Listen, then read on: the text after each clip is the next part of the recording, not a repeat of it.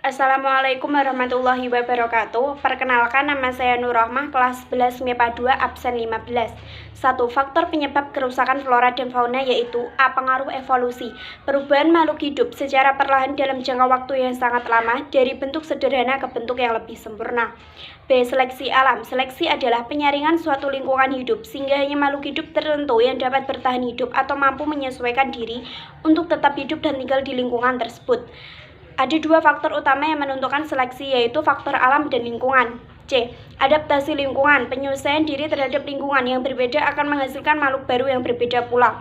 Adaptasi inilah yang terutama menyebabkan terjadinya keanekaragaman makhluk hidup.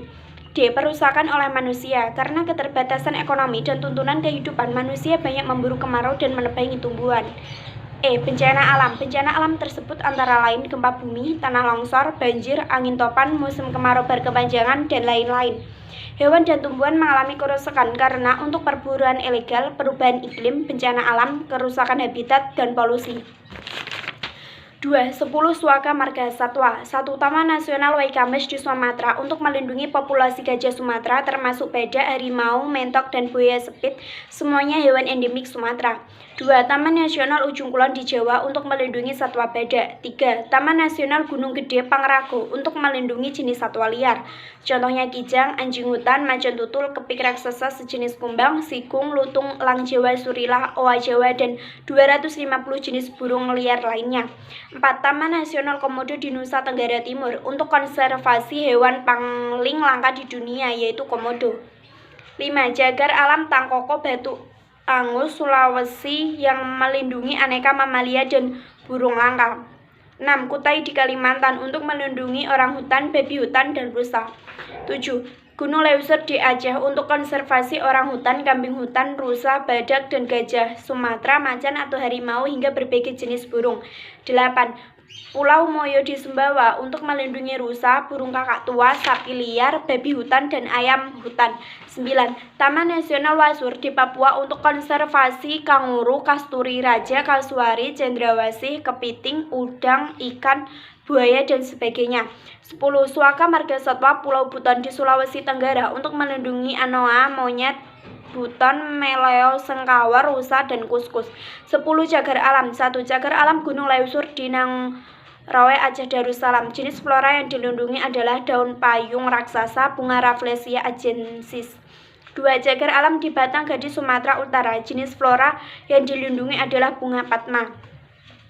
3. Cagar alam Kerinci Sebrat di Jambi. Flora yang dilindungi Pinus kerinci, kayu pacat. 4. Gunung Tiga di Puluh di Riau. Flora yang dilindungi Cilutung, getah merah, pulai. 5. Sembilang di Sumatera Selatan. Flora yang dilindungi paku gajah, nipah, cemara laut. 6. Waikambas Lampung. Flora yang dilindungi pidada, nipah, gelam. 7. Gunung Ciremai di Jawa Barat. Flora yang dilindungi pinus, saninten, randu, tiang. 8. Alas Purwo di Jawa Timur. Flora yang dilindungi sawo kecik, bambu manggong. 9.